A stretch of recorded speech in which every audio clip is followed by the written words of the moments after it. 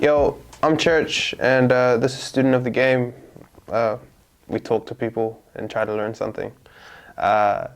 Today's guest is Courtney Dawson, award-winning comedian. She tells jokes and she's really funny.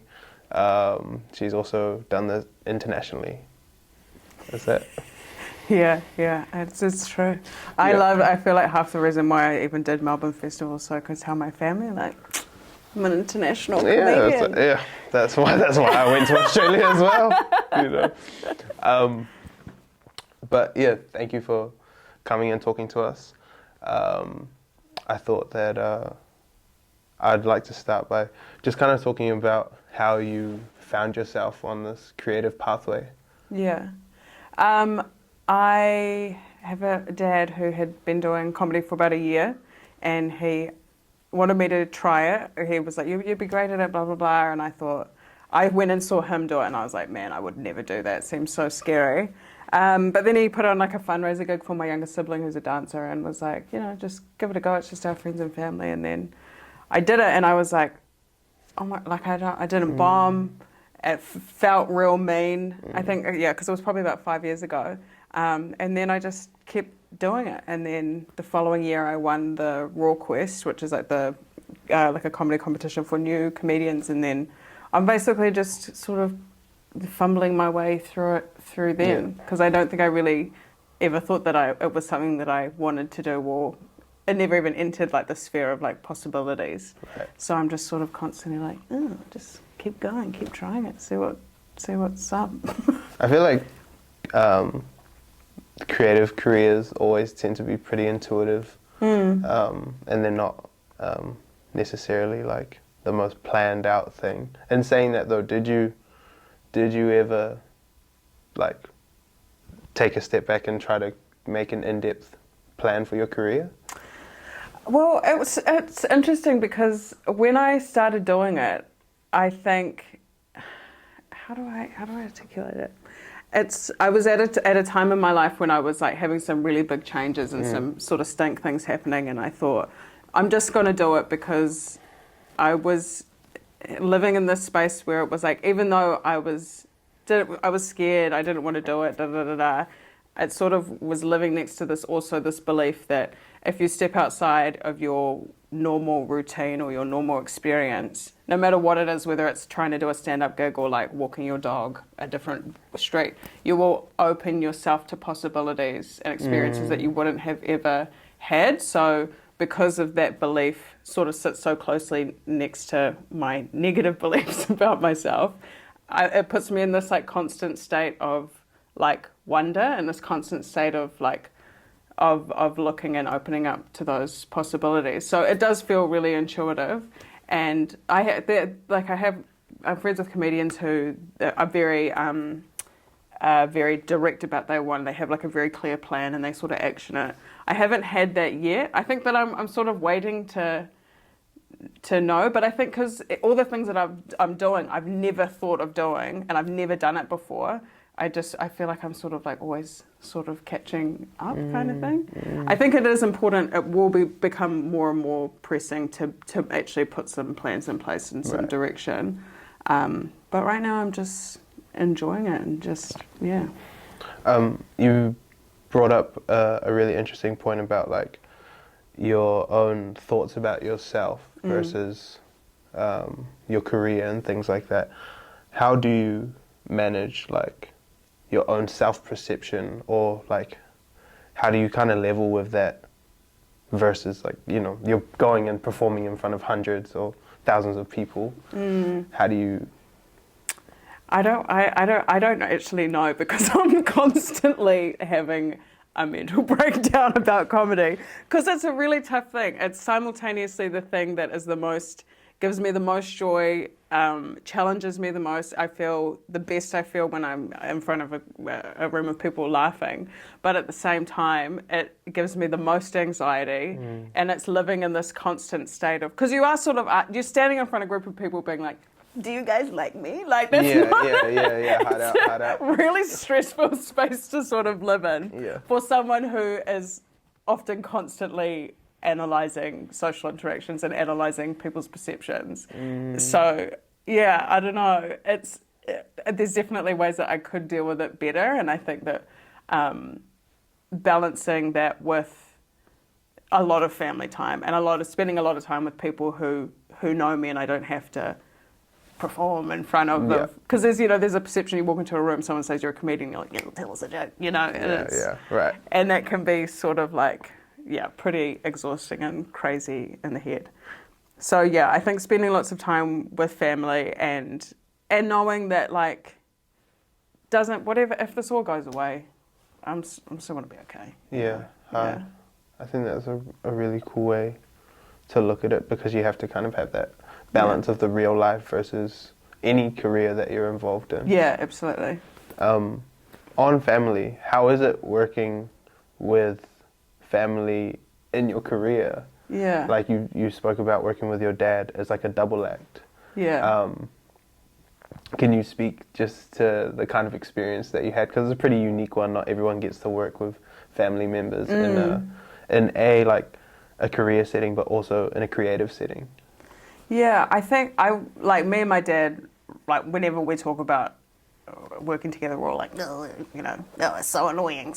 But it's actually, it's really nice. It's really nice to be able to like walk into a green room, which is a place of, a lot of people with big personalities, a lot of people who are often really nervous. To be able to walk in and like see your dad and be like catch up on like the family goss and like it's really grounding to be able to have that. And he's been incredibly supportive throughout the whole thing. We were both in that Raw final together, right? And I won. And then it was a bit. I'm always like, it was a bit awkward, but it wasn't. He was super happy for me, and it's cool to be able to.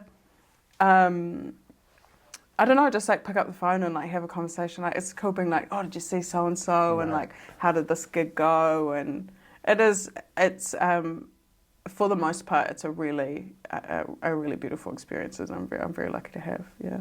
How much would you say collaboration is involved in your work across everything that you do, whether it's like just as a stand-up comedian, but also like potentially as a writer, because like when you're seen on stage, it is one person, but I'm interested to know like how many other people are potentially with you behind the scenes and things like that. Yeah, behind the scenes, there's a lot of collaboration with writing, because I guess when you're with stand-up, something that I'm really glad that the reason why, because I started stand-up relatively late in my life compared to a lot of people, but what it meant is that I had a wealth of life experience to sort of draw from. So in terms of the writing stand-up, writing jokes, you have to be living a life, and a lot of that for me, particularly because I'm quite a people person, I have to have people surrounded. So like that process of writing stand-up or coming up with jokes or finding your sense of humour comes from hanging out with other people who you like and enjoy, and you can bounce ideas off. And some of it is like, like, oh, what do you think about this bit? Or what a lot of comedians will do, they'll just tell you a story, and then 2 nights later you'll see them tell it on stage. Right. They're secretly, that one worked. Right. Workshopping it. So there is even though it is a solo act of standing on the stage and doing it, there is a lot of collaboration. That's super important. Are there any challenges between like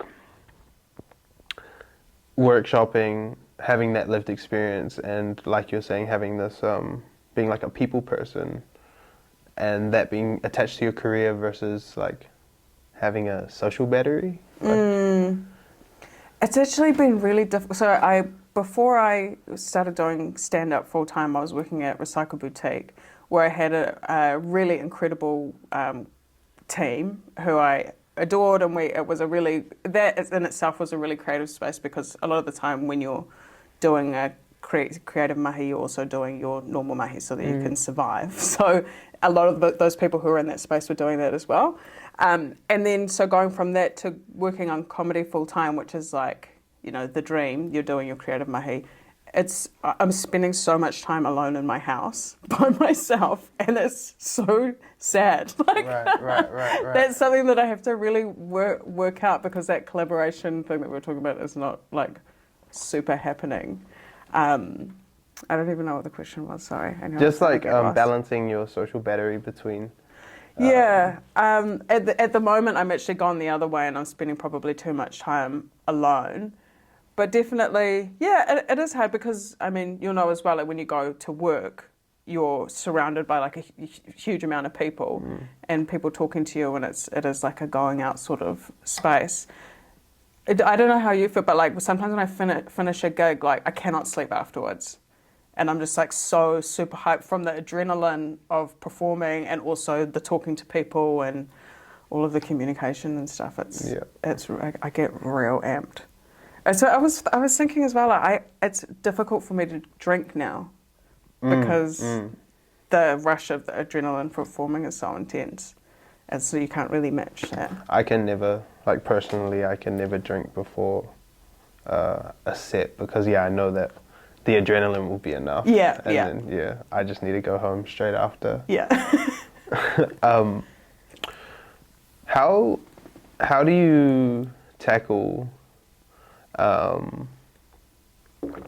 like, I guess, trying to put substance into your material, but obviously you're still trying to be funny, but occasionally you actually have shit that you want to say about the world or about people.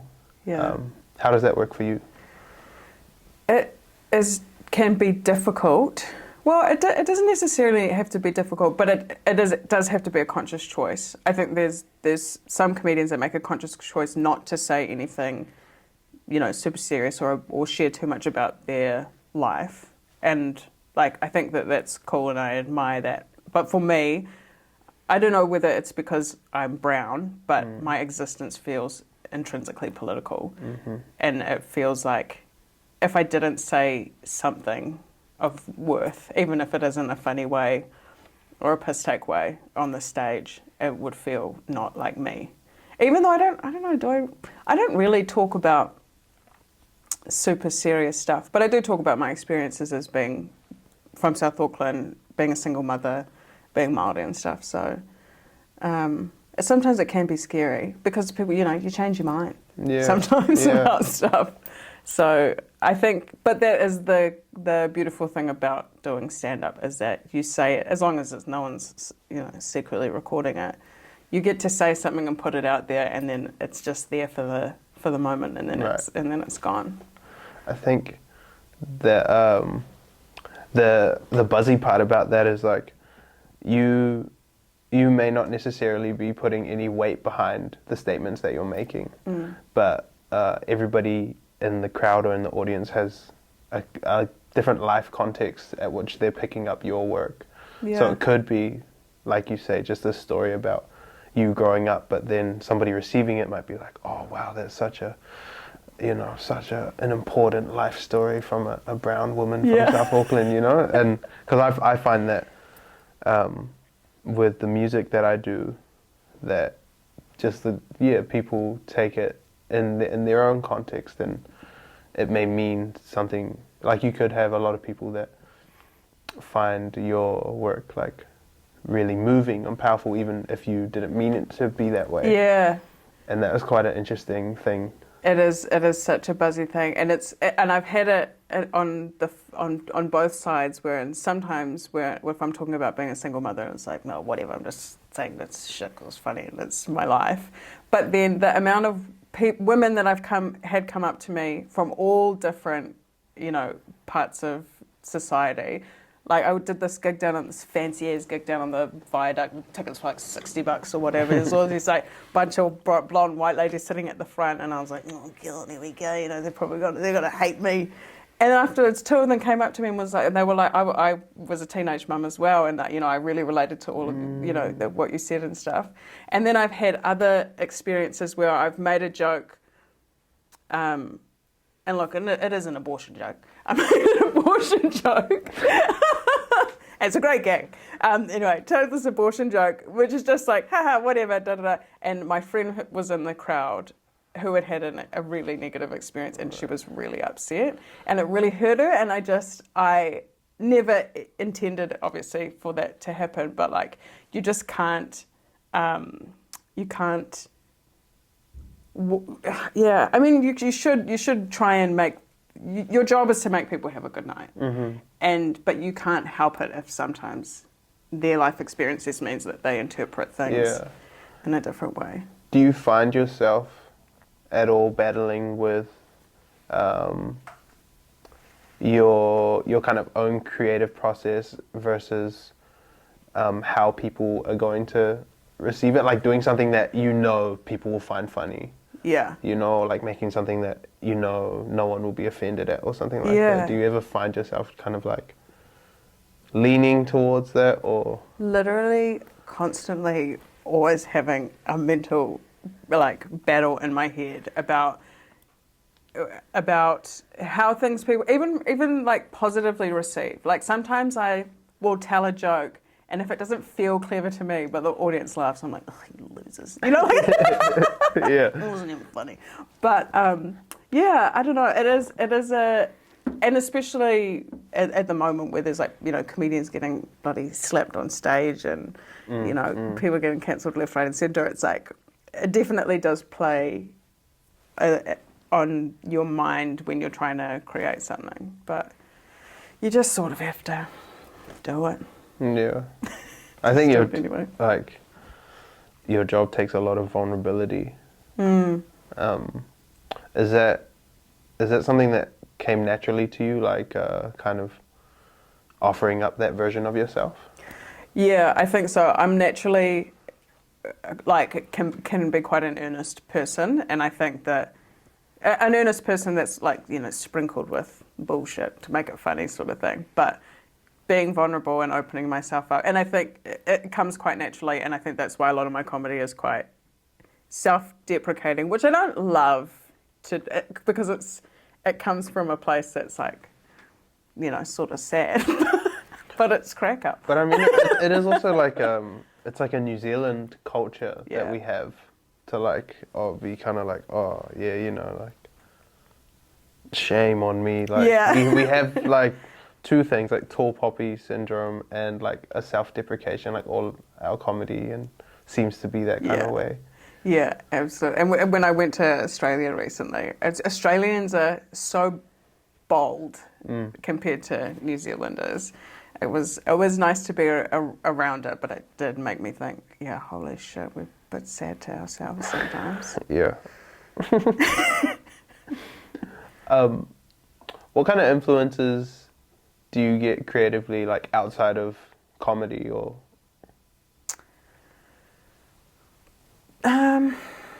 Just hanging out with my family and hanging out with brown people. Because I had a conversation with Kura, Tūru Whenua, and she made a good point where it's just like, it just comes naturally to us. You know, that's how we communicate kind of thing. Which is, it's an interesting place to be because even like for myself, if I often get, well, not so much anymore, but definitely in the beginning, got billed as like, oh, you know, the Māori comedian, like, look guys, we got one kind of thing. And it was such a weird thing to, place to be because I was like, man, there are so many way funnier people telling jokes in their garages than me. I felt so completely unworthy of that sort of spot. But having said that, I hope that any door that I walk through, as long as I can leave it open, hold it open for the next person to come through, then that would make it feel all good and worthwhile. That's what I hope to do going forward. Right. Yeah, I guess representation is also something that is being tokenized but also appreciated.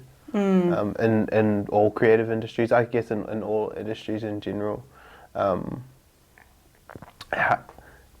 do you feel about just that kind of like those opportunities now suddenly being a thing? Yeah, it is a bit of a double-edged sword sort of thing because I have those sort of feelings about it, but I am also happy for the opportunities. But it does sort of open up this like, oh God, am I only getting this? Because my career has advanced quite quickly in the short time that I've been doing it. And I'm not being sad to myself and being like, the only reason that it is because of that. But I think that it does definitely count for something, that people want to see different kind of people on television. People want to hear different stories. So yeah, I am grateful for it. And it is a weird thing of being like, feeling like you have to represent your entire culture. Yeah. People want you to speak on behalf of all brown people. Yeah. That I feel that's a feeling that I feel Yeah. like brown creatives get given a lot. Yeah. Like, hey, yeah. so how do you feel about colonization as the spokesperson for all brown people? Yeah. I have to say, I do envy people who don't have to do that sometimes. Having said that, I haven't felt like that as intensely recently, and I think that's just with the general, like, with more people, more diverse people coming through. It doesn't feel like such a heavy burden. Right. We spoke a little bit about this earlier, but how is traveling internationally and performing internationally kind of shifted your perspectives? So recently went to Melbourne with my friend Becky. We did a duo show, and I just wanted to go there to sort of like see what the buzz is, because the Comedy Fest in Melbourne is huge compared to the New Zealand one. And yeah, there was like the money that gets invested into that, the creative industries in like sort of as a whole over there is insane. Like I went and saw 3 musicals while I was over there. And I haven't ever seen I've seen like a musical once, maybe like 6 years ago. But there's just like stuff going on all the time. The advertising for the festival was just like all over the city. You couldn't miss it that it was on. The population, because the population is so much bigger and there's so much more money invested into it, the crowds, you actually get people at your shows, and you might have a comedy show over here and then there's like a massive music gig over there, and there's enough population to sort of support all different kinds of creative things. And it was in terms of the art that's being made, they're doing a lot of different experimental things, a lot of different kooky things that we just don't really have. Because if you try something out and it doesn't work, like no one's going to come, and then you're just going to be performing to yourself, sort of thing. Right. So I think, I can't speak for everyone, but it definitely inhibits me from sort of trying maybe a different avenue that I would want to go in, because I feel like people have an idea of me, and then they're like, well, why is she, I don't know, wearing a, I don't know, dildo on her head or whatever. Not that I'm going to do that. That's not, I don't know why I said that. That's the first thing that comes to my head. But yeah, so I think because of the population, because of the massive more amount of money that they have over there, it does open up certain freedoms for them creatively. But having said that, I think there's also something to be said for not having resources. I think there's a lot of creativity that comes out of that as well.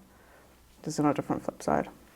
Yeah, and I guess on that, there's also more opportunity for growth in New Zealand. Because for the people that are in here at the moment, like, we're all musicians that are kind of looking at the scene and kind of where we fit in, and then kind of comparing that to the rest of the world. But whenever I look at it, I see like just a lot of room for development. Like there's so much that could happen, and I'm sure you see that in terms of comedy as well. Yeah, and I mean, not having, we work so hard here, and you're used to doing every single thing. You know, you're used to producing your own shows. You're doing stand-up. You're writing, TV stuff. You're doing a huge plethora of work.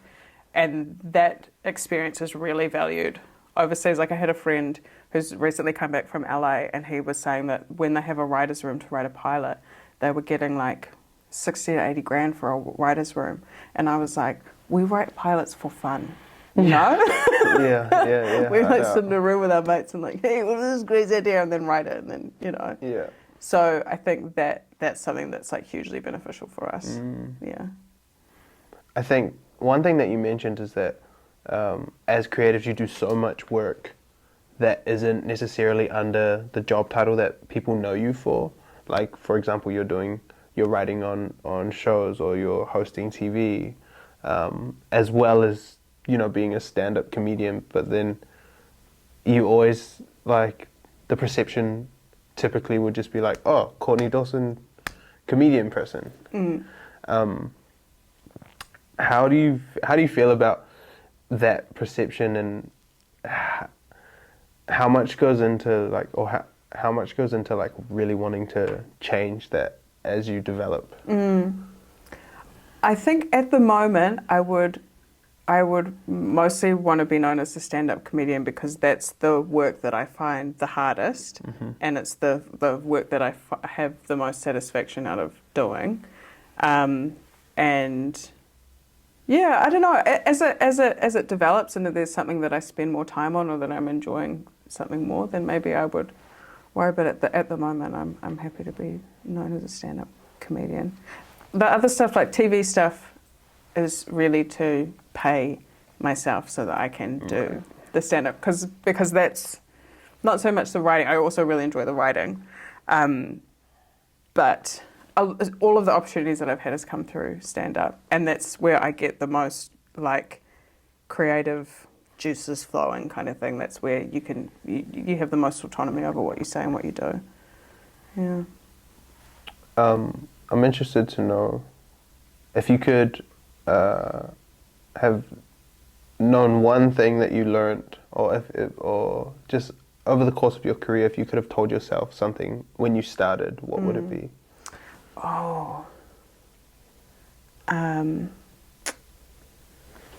it would probably be allow yourself to believe that this could happen, and allow yourself to believe that this could go as far as you could dream it could go, and don't box yourself in. Yeah. I could just tell myself that right now. I still need to think about it now. Yeah. I think that's so important though, especially because there aren't many references in New Zealand for people, like you say, being bold and going out and actually trying to do it, but also like calling their own shots and saying like, yo, I'm gonna do this. Yeah. Yeah. And that's something that is such a benefit of youth, of doing creative things when you're young, is that you I don't know, you sort of have that naturally sort of built into you, whereas I had spent 10 years trying to bury that in me, Right. so that I could live, and so that I could, I had to work in a corporate job so that I could support my son, and just trying to push it down. And then when I started doing comedy, I was like, it was something where I hadn't really thought about doing, but then I remembered like my 14-year-old self loved doing drama, wanted to go to acting school, loved doing, loved English, loved speeches and stuff like that. So it was like, that was actually my real self. Yeah. Yeah. And even as I've kind of matured, like leaving school, I've found that like servicing the inner child tends to be like the option that gives me the most, I guess, content feeling in life, like, and not always going for, your archetypes, and following kind of the things that like you say, that would have made your 14-year-old self happy, or even your 8-year-old self happy. Like those are the really cool things that you can kind of look back on retrospectively and be like, yo, I did that shit, Yeah. And I think that's really dope. Let's get into some Q&A. So for any of you guys that have questions, just ask away. I'm curious on what you mentioned earlier about you go overseas. Like I haven't done much show myself, but I've heard people go to the US or Australia, they go to other countries, and the vibe of people is like, they have a bigger ego, which can be annoying, but they just have more, self-esteem. Like, they back themselves to, like, do big things, or to, like, they don't worry as much what other people think of them. Why do you think suicide rates are so high in New Zealand? And, like, there just seems to be a general culture of, like, judgment, like, what people call tall poppy syndrome. But more so than just that, it's like people don't back themselves to even take risks and do big things. What's your thoughts on all that? I wish I knew because it sucks. It sucks to like be in it and experience it. Like, but I honestly think that it's a colonial hangover because I think British people have a similar demeanour to us, like in the UK. Like, I wouldn't not humble. It's not a humble thing. It is a self-deprecating thing. So I think that's where it comes from. Yeah, it's funny because being around like people from other countries, it can be like really invigorating to be around people who are confident because it's like, oh, this is crazy. But having said that, I think that sometimes the way that we operate can also be an advantage over in those places. I was speaking to a friend. I don't want to tell too much of his story, but he was saying that New Zealanders have a benefit when you go into those sort of spaces because our industry is quite small, our population is quite small, and because you do so many things, we have the advantage of not sort of tooting our own horn too much, but also having a plethora of experience. So in New Zealand, it's like relatively easy to get on TV or to have credits or to get something made that you want to get made as long as you can, sort of make it happen. Whereas in a market like America, it's really difficult to get on TV or whatever. So you go over there and like, yeah, they might be, super confident and back themselves and stuff, but we have all of this experience and we have all of this experience doing, a huge variety of work, which A, it gives you a point of difference, and B, it's like, yeah, you know your shit. So, yeah, I don't know. It is hard. The tall poppy thing sucks because it sucks when it happens to you. And sometimes I can even feel myself, not necessarily doing it and acting upon it, but sometimes I have those little thoughts creep in and I'm like, where the fuck did that come from? Like, like I don't really even believe that, but it is sort of baked into it. So it is something you have to actively try and work against, I think. Yeah. Thank you very much. Thank you. Thank you for a good question. Awareness is the first step to solving any problem, right? That's right. That's a good way to approach it. Mm-hmm. Does anybody else have questions? Yeah. At what point did you find out that you were funny? Because you're cracked. Oh, I was saying to someone that I have a real bad gauge of if something went well, and if like someone, a friend of mine asked me, he was like, so why do you think you're funny? And I was like, oh my God. And I think part of it is that tall poppy thing where it's like, am I funny? Every time someone gives me a job, I'm like, why? Like I'm not even funny. Or I think of all these other people that are funnier than me. But I don't know. I just like to talk. I like to talk to people, and I like to make people smile and crack up, and I love hearing about other people's experiences as well. So I don't know, that feels like a very two-way kind of thing, humour. So I don't know. I think everyone's funny. Yeah. I think everyone has their own way of being funny, and it might not necessarily be on stage. Because I think that I have the benefit that I'm not shy to be on stage. I don't care about that. But I think everyone has their own little funny things about them, yeah. Thank you. Who do you think your mom thinks is funnier out of you and your dad? That's a great question. Me and my dad are constantly battling to be the funniest. Actually, everyone in our whole family is battling to be the funniest. Like the dinner table is hectic because there's just like 11 people all with main character syndrome. But I reckon my mum would say me. And whether that's true or not, I think it's just because I'm her baby. You get mocked by like your like cousin and family because you're like, oh, you just roasted a comedian and stuff like that. Do I get mocked by my family for what? For being like a comedian sometimes if you're like just joking between each other. Yeah, definitely. Well, all my real friends roast me for if I'm ever on TV, like, hey, sorry, on TV, you bots, what are you doing on there? My cousins as well, like, I had this old friend who I've had from since I was like 5, and she was like, "Oh my God, who do you think that you are?" Like, not in a stink way, but she'll just like mock me and be like, I don't know, bring up all of these like traumatic times where I botched it in the past when we were kids and stuff, and like try and bring me back down to earth. But yeah, definitely cop a lot of shit in a loving way most of the time.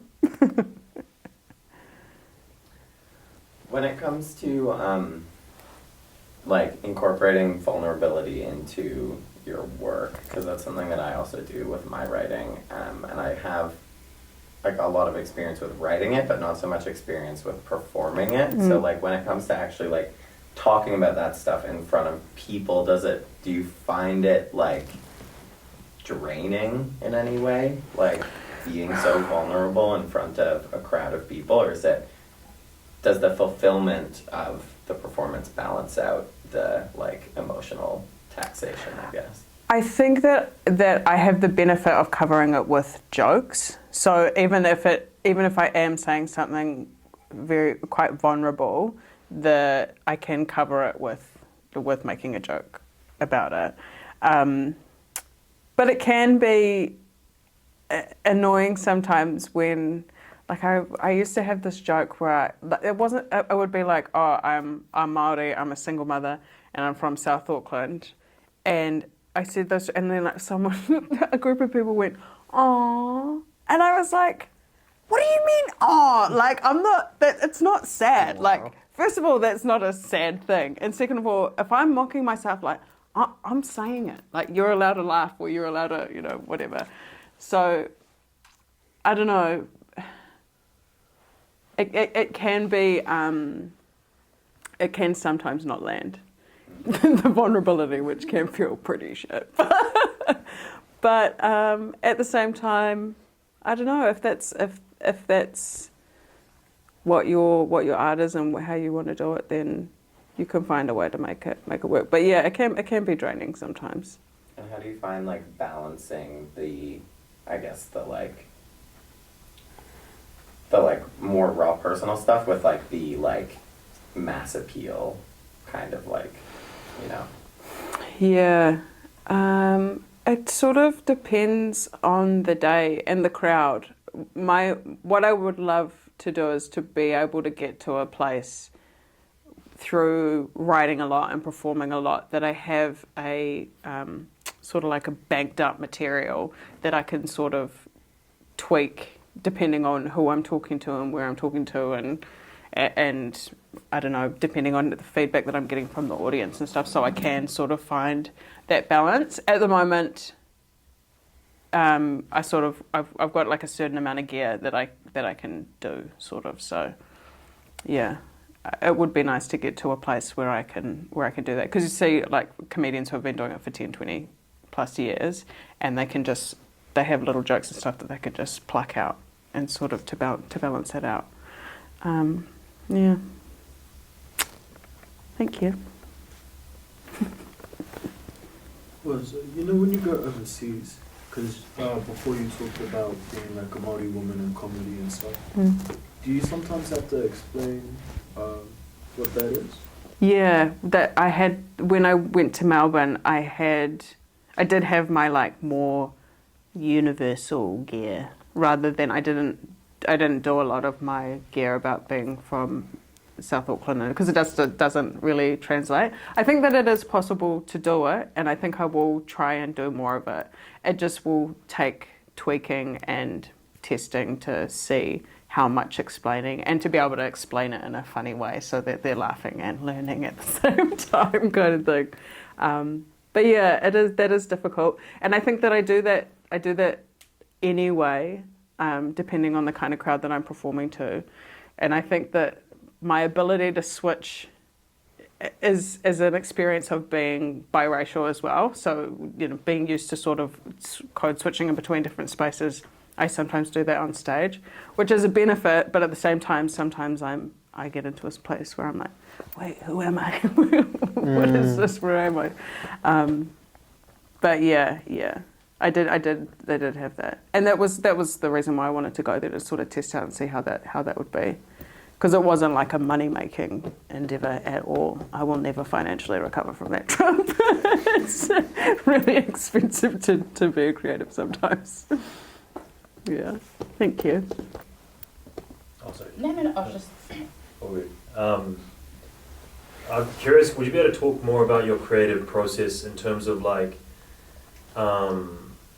let's say week to week, you may not have like a particular structure, or maybe you do, but like, do you try and write for at least 3 hours a day? And if so, do you just journal and just write as much as you can, or you write down topics first as they come up the other day somewhere, and then you, in the evening, you write them down? Like, I'm curious just to hear about how you come up with your material. Yeah, I'll be honest.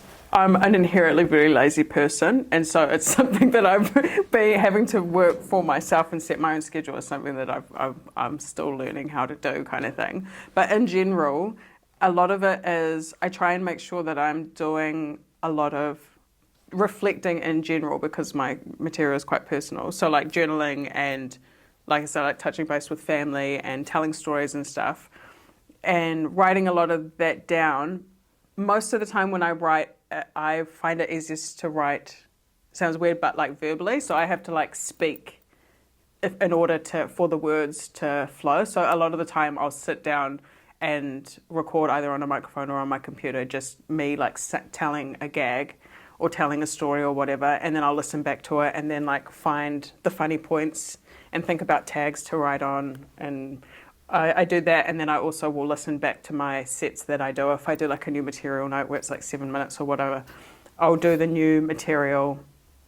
A lot of the time it's dog shit, and then I'll go back home, re-listen to it and try and pick out the funny bits or think about different angles that I could do or whatever.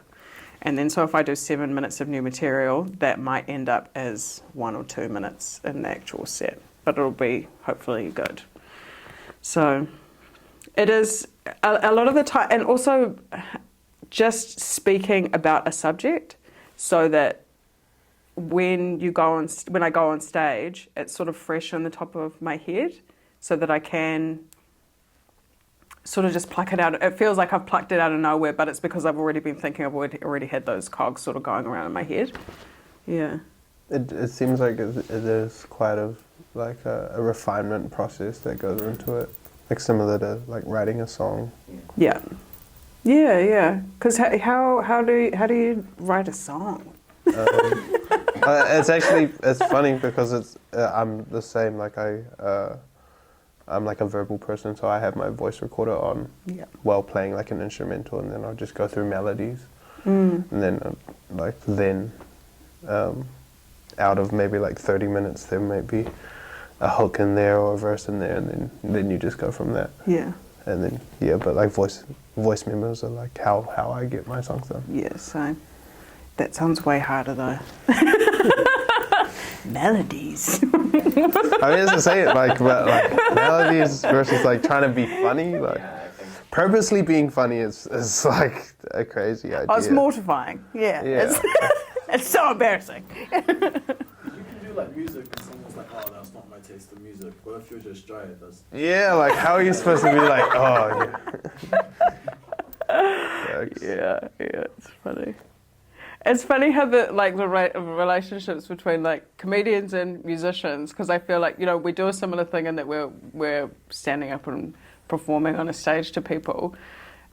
Even though they are so different, there is a real mutual sort of like, whoa, that's so cool. I feel like from both sides. That's what I've heard from my mates. I was talking to Lucky Lance, and he was like, I just can't understand how you do that. And he was like, if I'm DJing and I've got this like barrier between me, but I'm like, fuck.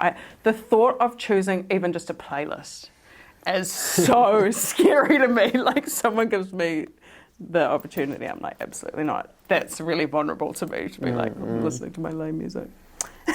Well, I think that's the thing with both. It's like you're allowing somebody permission to look into your mind and the things that you like and like the quirks and all of that stuff, and that you have to be okay with that. Yeah. And like I always think like, I have cool taste. Like somebody will find this cool, and that's kind of what gets me through. But like, I try not to think about the people that are like, that's kind of weird. Yeah. I don't know, why did he play that song? You know, I don't know. Yeah. Isn't that like worst case, at least you like it kind of thing? Yeah. And I think you have to kind of offer that up. Like, that's something you just have to understand. Like, it may not be for everyone, but like, if you think you have cool taste, surely somebody else. Yeah. It is this crazy thing of being like, having the vulnerability and that I guess that sometimes that self-deprecating mindset of like, oh God, you know, what am I doing? Like, is this even funny? And then also having the performance side of you, which is like, somebody's going to hear this. This is great, kind of thing. Yeah. And that constantly battling those two things. How long do you have like a joke in a vault or like stashed away? How long does it take for you to find that joke dry or like unfunny? Oh, God. Like from the time that you write it. I mean, I've got like a couple of jokes that I told on my Raw set, which are completely different now because he tagged them and changed them and yada yada yada. But I don't know. It depends. Sometimes after 6 months, I might absolutely hate the joke, but I know that it bangs. So often they used to be jokes in the middle of the set, but then when they're sort of getting a bit stale or whatever, then bump them up to the beginning because you know that they're gonna laugh at it. So get their first laugh, and then you can you sort of sandwich the newer material in between the good stuff. It's such a weird thing because even so, when I am saying a joke, even though I know it's good and I know it's bangs every time, sometimes a newer joke that's not as carefully crafted or doesn't make as much sense or whatever will be better because I'm more excited to tell it. Right. Whereas that old joke, I'm like, oh, here we go again. I've said it like 50,000 fucking times. But the newer stuff, I'll be like, hey, you know, like. Yeah. So the energy behind it brings the laughter and stuff. So I definitely need to write more because I would like to have that feeling more. Yeah. Yeah, but that's my own problem. I think that there are just so many parallels though, like with that and like making a song. Yeah. And then you hold on to songs for so long, and then you might release them, and you're like, "Fuck, I don't even know who I was when I made this. Like, what were you on that you made this?" There must be so many people, creatives, going through that from stuff that they were supposed to release pre-COVID. Mm-hmm. I think that's it's. Especially when you labour over something and you work on something for so long, and then you're a completely different person by the end of it. And an audience never has context of a timeline, so as soon as you say it, that's in their mind. That's who you are. That's the brand new thing for you. So, but like with us, it's like you could have written a joke 3 years ago that you're telling for the first time on stage. Yeah. And then somebody's going to be like, oh, that's what she thinks about this. You know, it's like, no, not necessarily. But, you know, there's none of that context. The same thing with music. Like, oh, okay, this is your new sound, is it? And it's like, no, it's not. Like, especially also when you're trying something new and it's something that's different. And I feel like, you know, you can feel people being like, this is kind of weird, and it's like, I'm just giving it a jam, man. Like, let me just try this weird thing. Let me put this dildo on my head.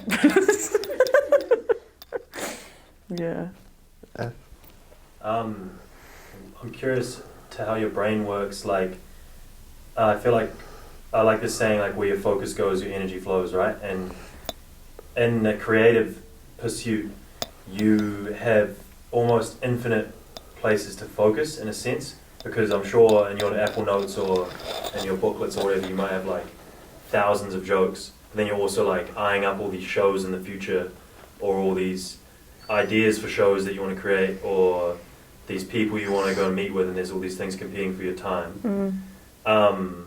Where do you focus each week or each month? Like, do you have like a minimum requirement for yourself of like 2 hours of writing a day, or you try to do it daily, like a daily habit, or you're mostly like, I've got these shows that I want to do coming up and I just have to make sure that I've got enough material for those, or how does your brain work around that? I think in an ideal world, when I've been in a space where I have been consistently creating. It's writing every day for a minimum of, I mean, people say you should write for a minimum of 3 hours. But I don't know what's wrong with that.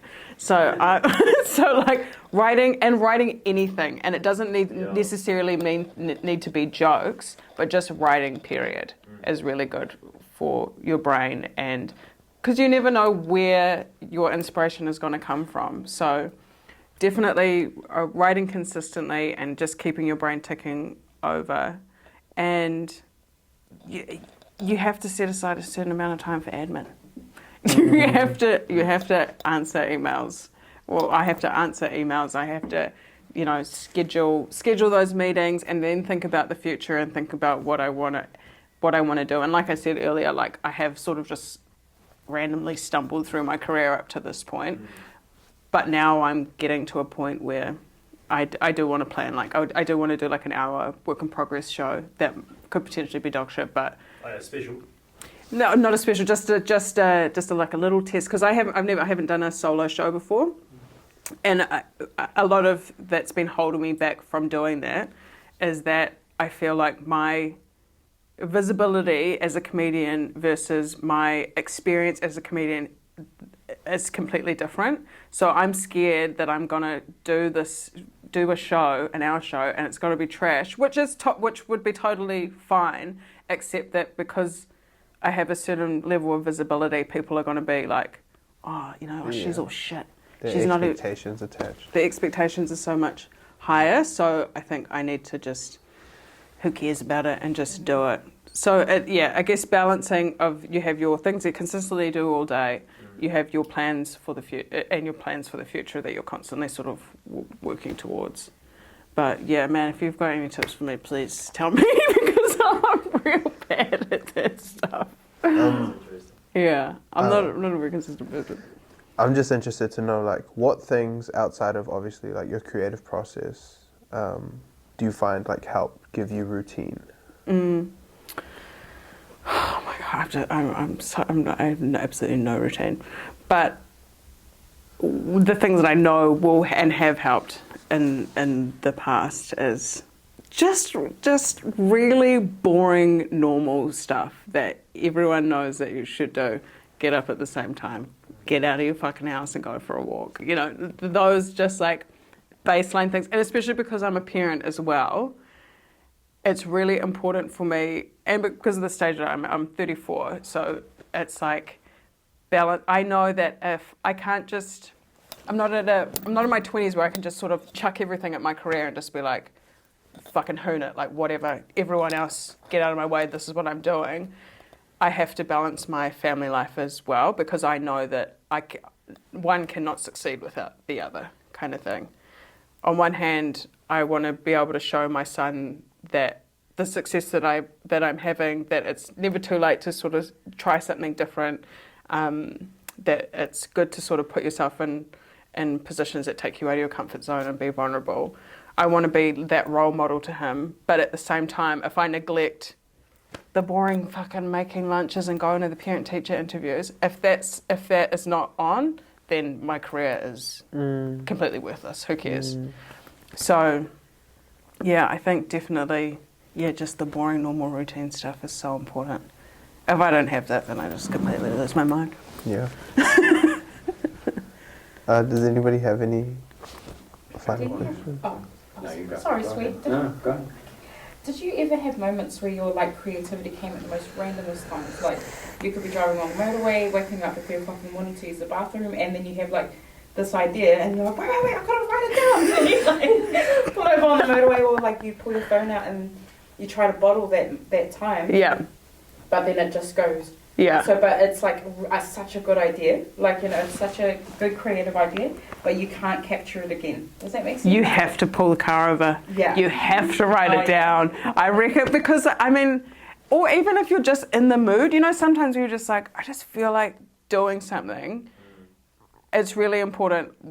I find this for me, it's not to be like, I feel like doing this. I'm just gonna clean the bathroom first. That's a real bad thing of me, that I distract myself with mundane tasks.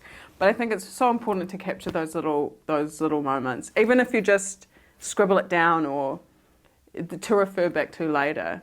there's that. I was at I had a gig at this like hippie festival called Earthbeat.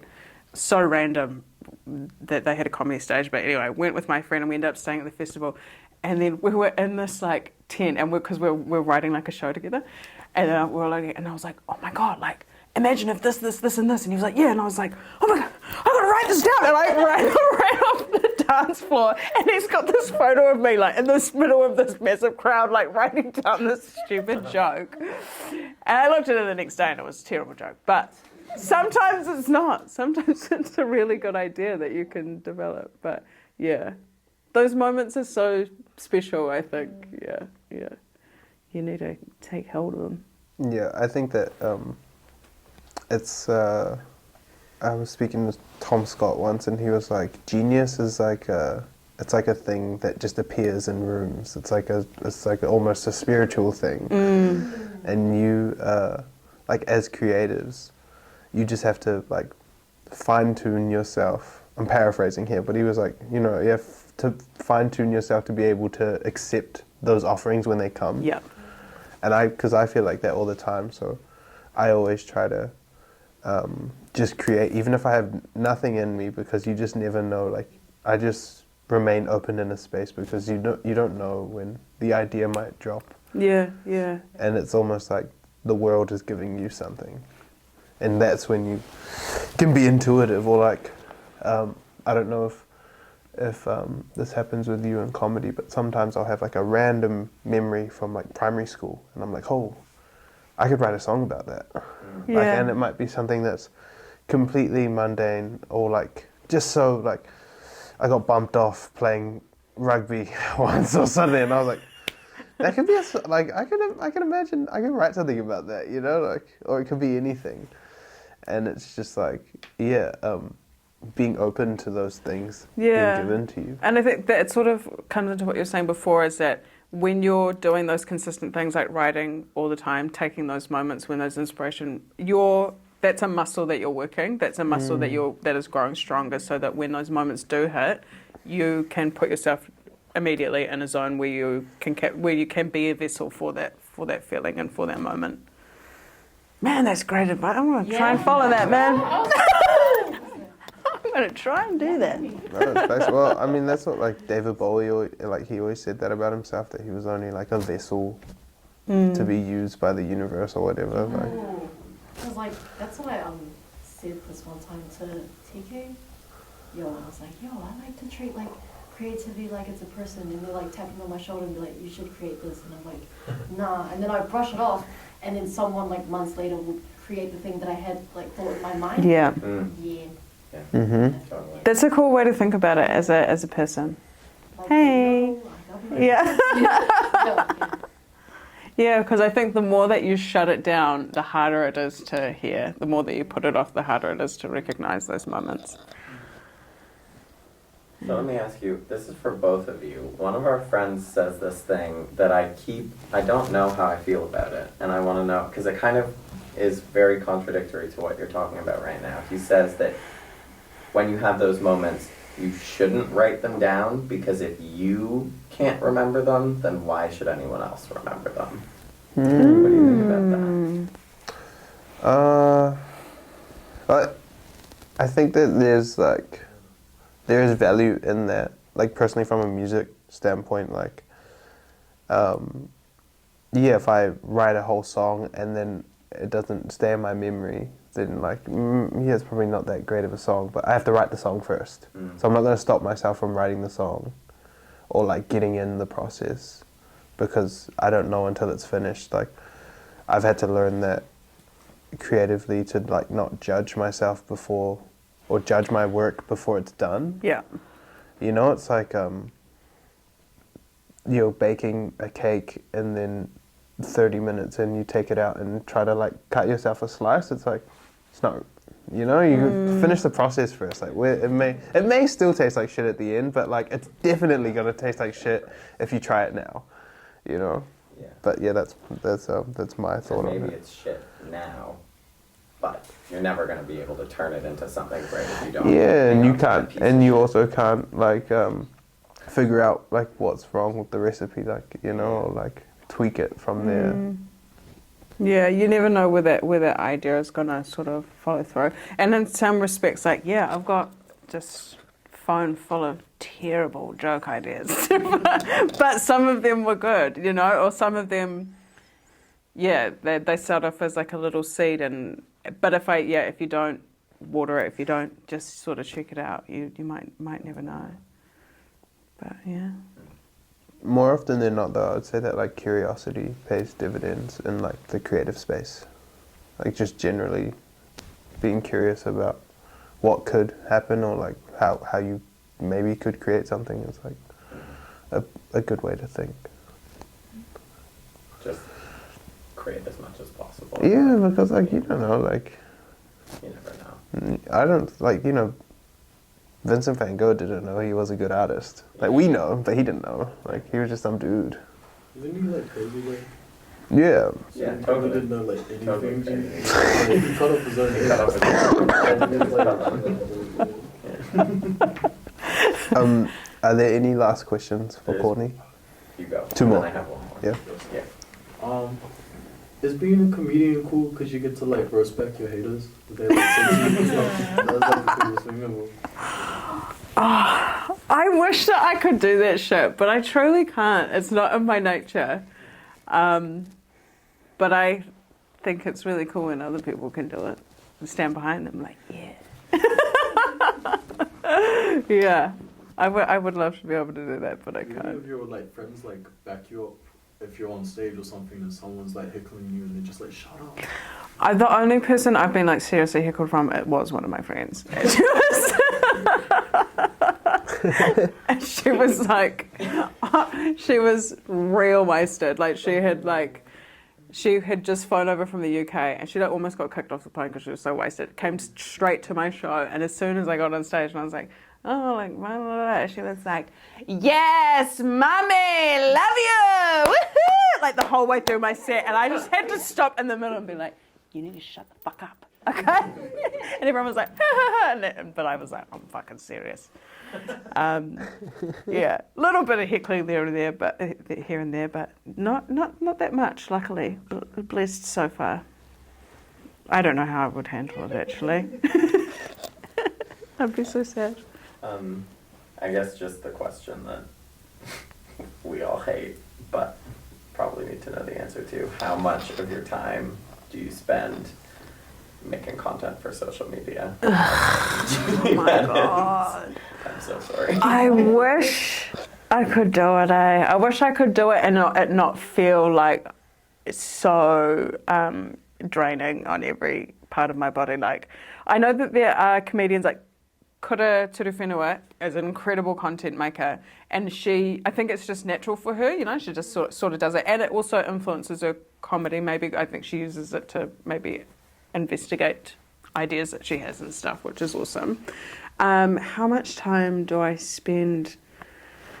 I spend a lot of time fucking around on social media that I really shouldn't. Probably not enough, to be honest. I think the stuff that I've been doing recently has been recorded, so a lot of that is just like chopping it up and stuff. But I don't know. You guys probably feel this. I have a very fraught relationship with it. It's hard because you need to do it, and a lot of the time, in order to make people come to your shows or to hear your work or whatever. But it can be a big drain. I think before a show, like before Melbourne, that was harrowing because you have to. We like made little sort of like teaser videos and look at this, we're funny kind of thing, and then also doing ads and making posters and sharing all that stuff. That was hours and hours and hours of doing that shit. I would like to spend no hours. Yeah. I don't know, so harrowing. Such a crazy little job. It is. Thank you for Thank you. Coming here and having this conversation. I feel like I definitely learned a lot, and it's just cool to see kind of the crossovers between two different mediums, but both creatives. And yeah, I really just appreciate all of your knowledge and wisdom that you have. So yeah, Courtney Dawson, everyone, round of Thank you so applause. much.